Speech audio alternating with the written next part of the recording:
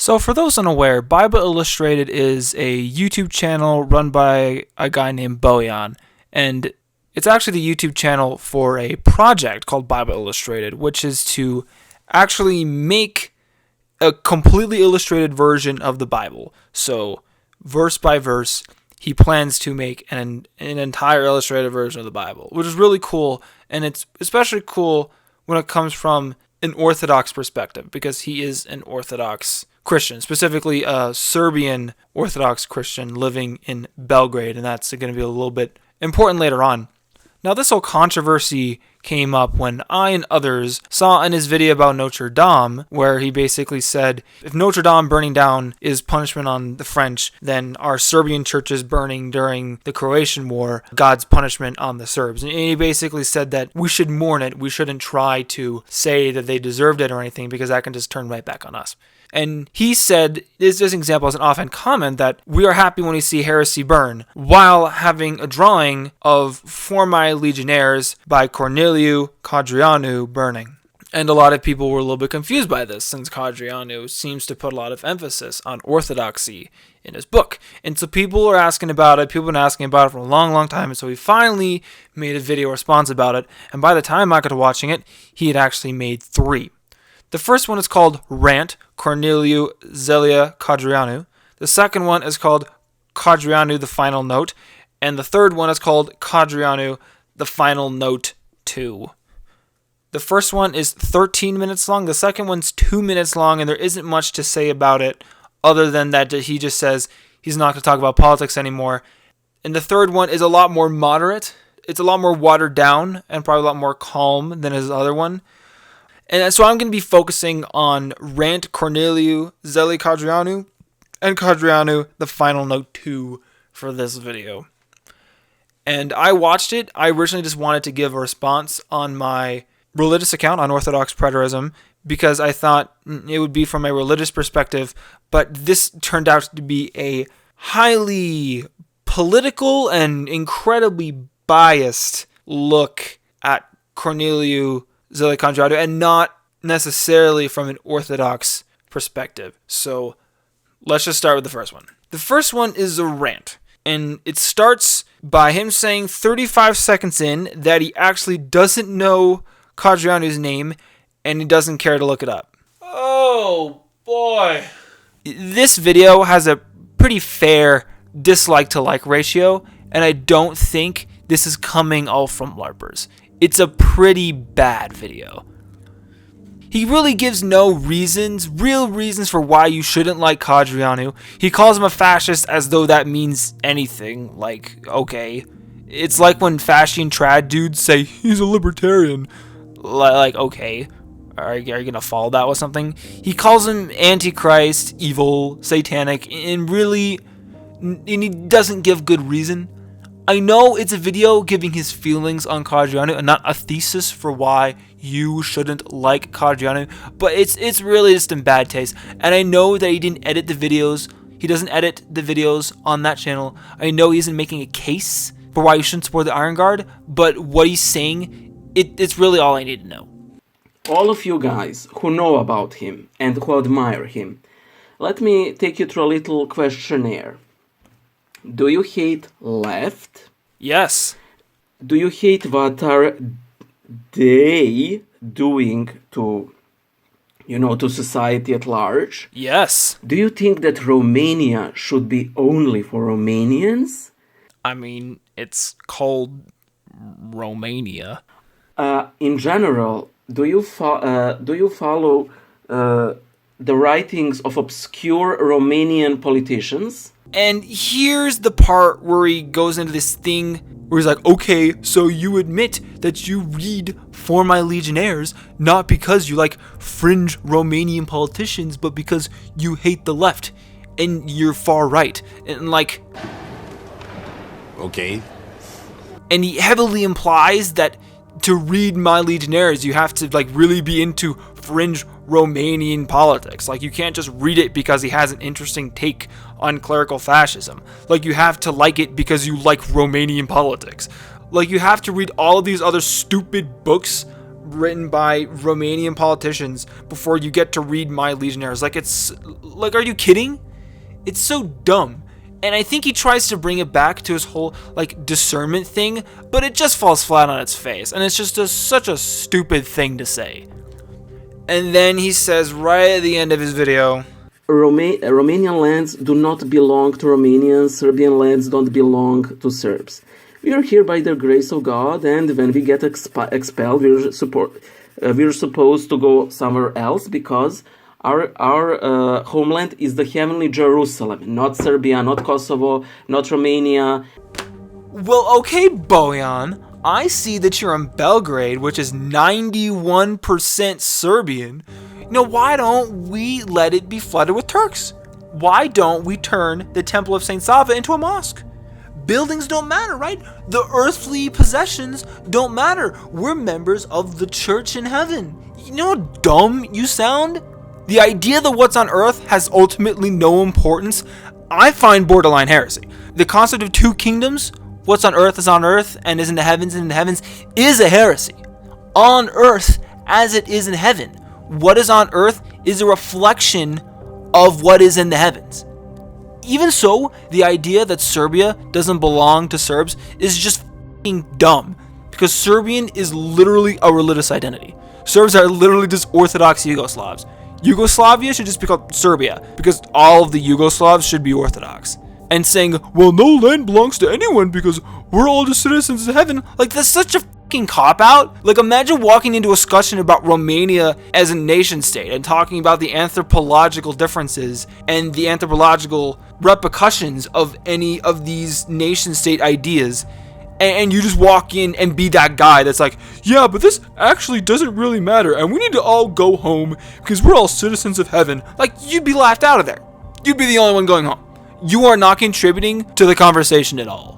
Like, it's cute, and I'm sure it makes you feel good to say it doesn't matter if Romania were to be overrun by Turks, or if Kosovo taken from Serbia by NATO, because none of it matters anyways, but you're doing nothing to contribute.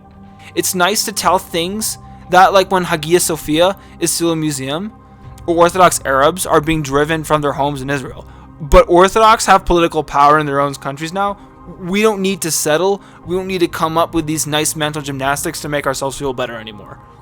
You may technically be right that Romanian lands being the possession of Romanians or even occupied by Romanians is not a moral imperative, but that doesn't make it worthless. You, Bojan, don't say it's worthless, but in your way of thinking, you act like it is. It's the same as the way Protestants think, the Bible never says we have to have liturgical worship, we don't need crosses in our buildings. You're right, Romanians don't need their lands, and they cosmically don't belong to Romanians, but there's no reason Romanians shouldn't have them. There's no good reason that Romanians shouldn't be looking to protect their ethnic homelands, especially when the alternatives are gypsies and Protestant or Catholic Hungarians. We want Orthodox Christians to have as much geopolitical power as possible. There's literally no good reason why Orthodox Christians should not have as much geopolitical power as they can accumulate, especially Russia, given they aren't some tyrannical regime. And we can talk about the pros and cons of clerical fascism as a political system all you want, but do keep in mind that clerical fascism is far more in line with the pre-Enlightenment imperium than liberal democracy. There's no real reason why native Orthodox ethnicities shouldn't get their own land to themselves. If we want orthodoxies to spread, we want Orthodox nations to be in nation states that value their respective traditions and Orthodox Christianity, and we want those countries to have as much power as possible. There's no reason for Orthodox Christians to not have as much valid geopolitical power they can possess. So Bojan starts his first video with telling the audience to watch his video called The Gift of Discernment. I watched it, and I don't want to make you watch it, so here's a little clip from it that kind of explains it good. Now, a person who has a gift of discernment knows which voice comes from demons. It's actually both of them. Let us see the example by the lens of discernment. Come on, call that girl. You know that she likes you. Oh, I don't know. Do it. She'll make a lovely wife eventually. Just call her. Sounds risky. Oh, just call her up for a movie. What's the worst thing that can happen? It won't be like the last time. Fight him. Wait a minute. You're trying to get me to fornicate, aren't you? What, me? Fend him off! Be gone! You're so much stronger than him. You're better than that. I won't be tempted by your sly ways, serpent. That's it, you defeated the devil. What seemed like a battle between purity and fornication was, in fact, a fight between pride and fornication. By defeating the lesser temptation, the man fell into a greater sin. Now he uses this idea of the gift of discernment to say that people support Codreanu because they go extreme right in order to stop the extreme left and end up falling into a far worse sin. Now, what exactly is this other sin? Well, he doesn't actually say. So in the original video, I said that I thought that the greater sin that Bojan was talking about was fascism, but the day after I posted it, I realized that it was so obviously the hatred of minorities. I really don't know how I missed it, but I think I was just taking it too literally and trying to get the video out as soon as possible. Now you say, wait, distracted, it took you 3 weeks to get this rebuttal video out. Yes, it did, because I graduated and then I went on a trip and just got back a few days ago, so yeah. Anyway, Bojan is right that with the rise of any idea comes the chances of the rise of its extremists, but he must also remember that this comes with any idea, not just the far left or the far right. Bojan seems to have completely ignored the possibility of not radical centrists, but radical liberal Democrats, radical secular humanism. We've seen that extremists within liberal democracy in the West are leading to the total collapse of their civilization. The extremists within communism were called the Bolsheviks, and we saw what they did. If far-right extremism were to take power in Romania, what would happen? There would be deportation or genocide of the Roma, though I think genocide would probably be even more unlikely, probably just deportation like Kazakhstan or something. And then what? We know as an anthropological fact that conflicts between groups dissipate when they stop occupying the same area. So what would happen? Animosity towards Romani would disappear. Romanians after a few generations would have totally neutral view of Roma. There wouldn't be hate crimes because there would be no animosity and next to no Romani to attack anyways. So even if the worst case scenario were to happen, that you're talking about, the far right extremism, after a few generations, ethnic conflicts between these two people would drastically improve.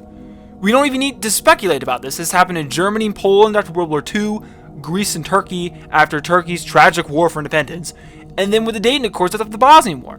It would be 10 years or so of really bad optics, and then peace between ethnic groups after the dust settles a few decades after. So your implications, Bojan, that the middle is somehow without extremism, and that the extremism found on the far right is worse than that found on the far left or even in the middle, are just wrong. Factually, morally, utilitarianly wrong. You are incorrect. I came in rewriting this portion of the video, like doing this rewrite, this clarification of the video, that I would have to make some kind of whataboutism or say, well, that's the risk we'll have to take, I guess, for preserving the ethnic and religious identity of Orthodox countries. But I'm actually more convicted now. I'm actually less able to sympathize with Bojan's positions than I was before. And I'm not even promoting ethnic cleansing. I would really prefer if you could achieve lasting peace between Romanians, Hungarians, and or Romani without ethnic cleansing. However, ethnic cleansing is a surefire way to fix these things once and for all. It's not an endless journey of tolerance and becoming more diverse like the liberals want, or a state of endless revolution like Lenin called for. The far right has a clear objective end goal with a specific means of achieving it. And again, Bojan just thinks it's just self-evident that fascism is evil. Like, do you know, Bojan, that there are several historical regimes that have been called fascist throughout history other than just fascist Italy and Nazi Germany? Do you think that by doing the same thing that the liberals do when they say, oh, remember the 1930s? You during anything when you're not contributing at all. Bojan says that a Roma kid, a gypsy, was shot just a few streets away from his house, and that his friend's friend, so his school friend, shot two Roma women in the back, one of whom was pregnant. And I think that this had a pretty profound effect on Bojan. And he just straight up says, he says he does not want a hint of anything far right. And he does not want anything that is remotely close to what can motivate someone to do this. And the problem is that that's exactly against your first video when you said that you need to have the gift of discernment and to not let your emotions and your hatred for one thing let it turn into a hatred and another worse thing. But that's exactly what you're doing when you're saying that you can't have any form of ethnic nationalism because you don't want anything that could come close to what would motivate someone to shoot two gypsies. And you say, you hate the left and you just want nothing to do with the left. And then you're doing the same thing. You don't want, ethnic conflict, and you hate anything that could ever come remotely close to ethnic violence. You're throwing the baby out of the bathwater. So in conclusion, Bojan, if you're watching this, I think you need to take your own advice here. And I think you need to think critically about the concepts of ethnic nationalism and the implications that it has. Take your own advice and, as you say, ask God for discernment regarding why you hate these ideas. Like, do you really think that these ideas are really bad? Like, do you really think that Serbia doesn't belong to the Serbs when it was founded by Serbs for Serbs? Or do you just not want to believe anything close to what would cause someone to try to kill Roma?